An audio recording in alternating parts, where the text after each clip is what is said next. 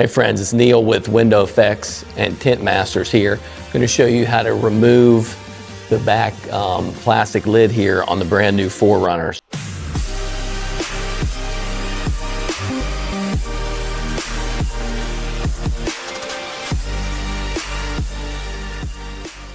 So we're going to see here at the bottom of the panel, there's no screws, there's just clips on the outside. All right, so I already took it off to tint it because it helps get it down here behind this sweep. So the same way that you take it off, you're pretty much going to put it back on.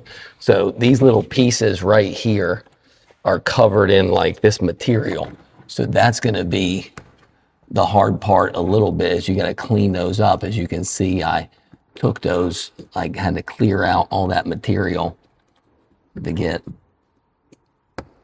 that to pull out. So this is all like wrapped and stuff. So these are going to hold it up there for you because they're in there pretty strong. All right, make sure you push them all the way in and lock them in. Okay. So, and then I trick this so I can wind the window up and down while I was working on it. All right, so all we're going to do is slide this down in there like that, and it just pops right on. That's it. All right, so to take it off though, you're going to remove this piece right here. All right, so it slides back down under into these holes right here is where those two things slide in there, just like that. So you're going to pop that right out, and then this piece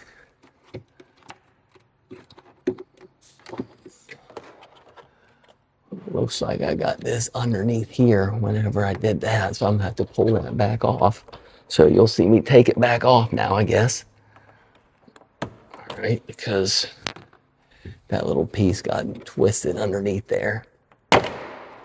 So I have to pull that back underneath there and get that in here. No big deal. All right, so that's pretty much how easy it is to take it off.